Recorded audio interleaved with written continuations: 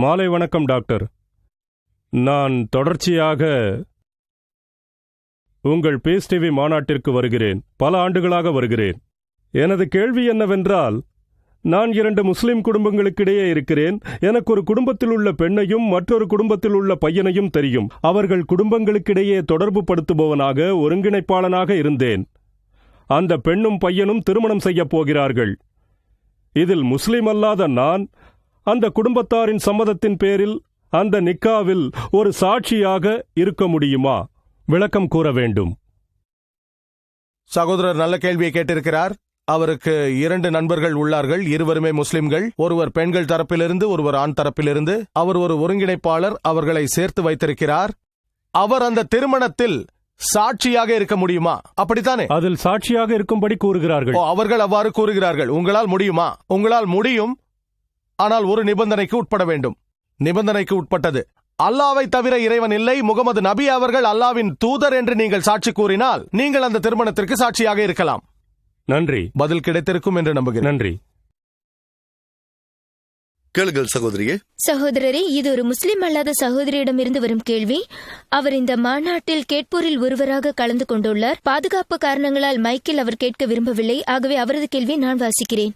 ஒரு முஸ்லிம் அல்லாத பெண் ஒரு முஸ்லிம் இளைஞனை திருமணம் செய்ய விரும்புகிறார். அந்த முஸ்லிம் இளைஞன் அந்த பெண்ணை இஸ்லாத்திற்கு வருமாறு கூறுகிறான், ஆனால் கட்டாயப்படுத்தியதில்லை. ஆனால் அவள் இஸ்லாத்தை ஏற்க வேண்டும் என்று அவன் விரும்புகிறான். அதனால் அது தவறா? அதாவது இளைஞனை பொறுத்தவரை அந்த பெண்ணை மதம் மாற சொல்வது தவறா? இரண்டாவதாக, ஒரு முஸ்லிம் அல்லாத பெண் ஒரு முஸ்லிம் பையனை மதம் மாறாமல் திருமணம் செய்து கொண்டு ஆனால் இஸ்லாத்தை தினசரி வாழ்வில் கடைபிடித்து வருகிறாள் எனில் அவள் மதம் மாறாமல் மார்க்கத்தை பின்பற்றி வருவது தவறா? அவள் பெயர் குஷ்பு. அவளது தொழில் ஒரு ஆசிரியை. முஸ்லிம் அல்லாத சகோதரி ஒருவர் இந்த கேள்வியை கேட்க விரும்புவதாக இவர் கூறுகிறார். அதாவது, முஸ்லிம் அல்லாத ஒரு பெண் முஸ்லிம் இளைஞனை திருமணம் செய்ய விரும்பினால், அந்த முஸ்லிம் இளைஞன் அவளை இஸ்லாத்திற்கு வருமாறு வேண்டினால் அது சரியா? மேலும் முஸ்லிம் அல்லாத பெண் இஸ்லாத்தை முறைப்படி ஏற்காமல் இஸ்லாத்தை வாழ்வியல் நெறியாக கொள்ளலாமா என்று கேட்கிறார். குர்ஆன் கூறுகிறது, சூரா அல் பக்ரா அத்தியாயம் 2 வசனம் 221, இணை வைக்கும் பெண்களை அவர்கள் நம்பிக்கை கொள்ளும் வரை நீங்கள் திருமணம் செய்து கொள்ளாதீர்கள். நம்பிக்கை கொள்ளும் வரை திருமணம் செய்து கொள்ளக்கூடாது.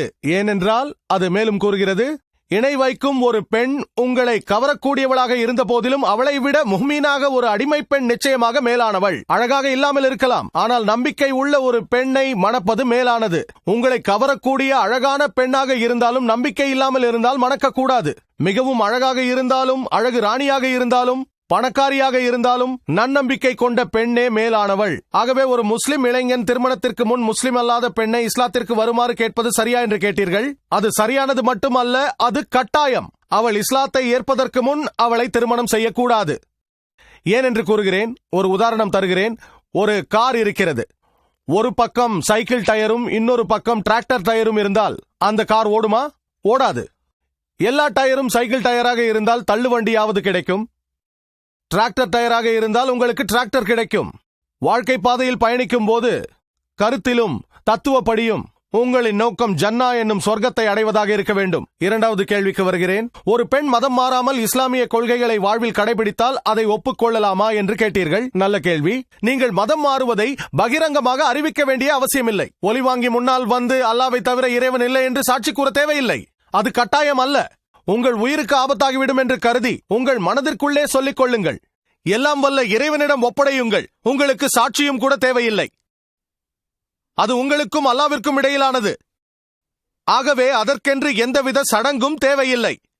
ஆயினும் விளம்பரப்படுத்துதல் நல்லது.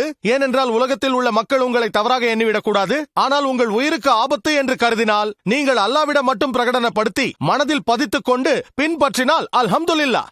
பிரகடனப்படுத்துவதை விட பின்பற்றுவதுதான் முக்கியம். பிரகடனப்படுத்திவிட்டு இஸ்லாத்தை பின்பற்றாமல் இருப்பதை விட பிரகடனப்படுத்தாமல் இஸ்லாத்தை பின்பற்றுவதே அந்த பெண்ணிற்கு மேலான ஒன்று. என் பதிலை கேட்டீர்களா?